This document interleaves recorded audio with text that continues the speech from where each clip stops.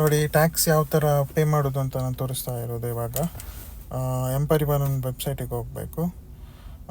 ಅದಾದಮೇಲೆ ನೆಕ್ಸ್ಟ್ ಇಲ್ಲಿ ಇದು ಲೈನ್ಸ್ ಇದೆಲ್ಲ, ಅದು ಪ್ರೆಸ್ ಮಾಡಿದ ತಕ್ಷಣ ವೆಹಿಕಲ್ ರೇಟೆಡ್ ಸರ್ವಿಸ್ ಇದೆ ಅಲ್ಲ, ಆ ಆಪ್ಷನನ್ನು ನೀವು ಪ್ರೆಸ್ ಮಾಡಬೇಕು.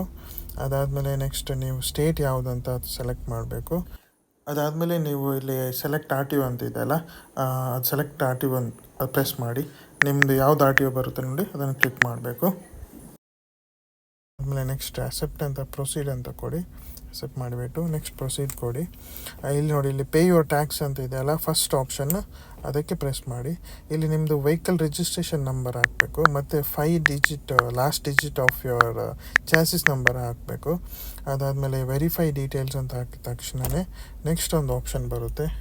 ಅದೇನಂತ ಹೇಳಿದರೆ ನೋಡಿ, ಇಲ್ಲಿ ನೆಕ್ಸ್ಟ್ ನಾನಿವಾಗ ನೋಡಿ 3 months ಇದು ಇವಾಗ ಪೇ ಮಾಡ್ತಾ ಇರೋದು. ನೋಡಿ ಇಲ್ಲಿ ತೋರಿಸ್ತಾ ಇದೆ, ಕ್ವಾರ್ಟರ್ಲಿ ಆಪ್ಷನ್ ಇದೆ ನೋಡಿ, ಕ್ವಾರ್ಟರ್ಲಿ ಅಂತ. ಇದು ನಮಗೆ 456 ಏನೋ ಬರುತ್ತೆ. 3 months ಇದು ನಾನು ಪೇ ಮಾಡ್ತಾ ಇರೋದು.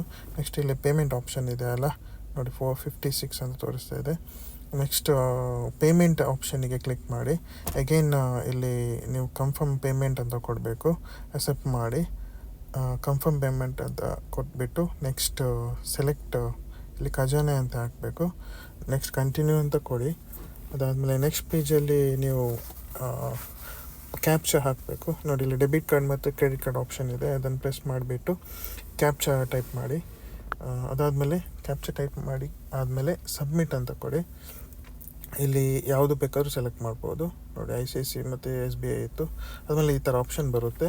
ಇಲ್ಲಿ ನಿಮಗೆ UPI ಥ್ರೂ ನಿಮಗೆ ಪೇಮೆಂಟ್ ಮಾಡ್ಬೋದು.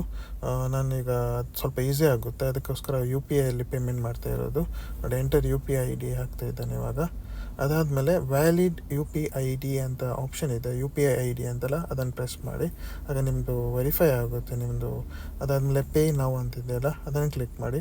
ಪೇ ನೌ ಅಂತ ಕೊಟ್ಟ ತಕ್ಷಣವೇ ನೆಕ್ಸ್ಟ್ ಇದು ರಿಫ್ರೆಶ್ ಆಗ್ತಾ ಇರ್ತದೆ.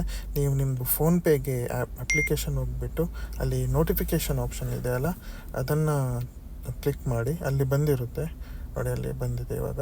ಅದಕ್ಕೆ ಪ್ರೆಸ್ ಮಾಡಿ ಪೇ ಮಾಡಿದರೆ ಆಯಿತು. ಪೇ ಮಾಡಿದ ತಕ್ಷಣವೇ ನೀವು ನೆಕ್ಸ್ಟ್ ವೆಬ್ ಬ್ರೌಸರ್ ಯಾವುದಿದೆ ನೋಡಿ ಅದನ್ನು ಓಪನ್ ಮಾಡಿ. ಇಲ್ಲಿ ರಿಡೈರೆಕ್ಟ್ ಆಗಿ ರಿಫ್ರೆಶ್ ಆಗ್ತಾ ಇರ್ತದೆ. ಪೇಮೆಂಟ್ ಆದ ತಕ್ಷಣವೇ ನಿಮಗೆ ಇದು ಪೇಮೆಂಟ್ ಮಾಡಿರೋದು ನೋಡಿ ಈ ಥರ PDF ಫೈಲ್ ಓಪನ್ ಆಗುತ್ತೆ. ಇದನ್ನು ನೀವು ಸೇವ್ ಮಾಡಿಕೊಂಡ್ರೆ ಆಯಿತು ಅಷ್ಟೇ. ನೋಡಿ, 3 months ನಾನು ಇವಾಗ ಪೇಮೆಂಟ್ ಮಾಡಿರೋದು ನವಂಬರಿಂದ ಜಾನ್ ತನಕ. ನೋಡಿ ಅಷ್ಟೇ, 456. ತುಂಬ ಈಸಿ ಇದೆ ಫ್ರೆಂಡ್ಸ್. ನಿಮಗೂ ನಿಮ್ಮ ಟ್ಯಾಕ್ಸಿಗೂ ಈ ಥರ ಟ್ಯಾಕ್ಸ್ ಪೇ ಮಾಡ್ಬೋದು.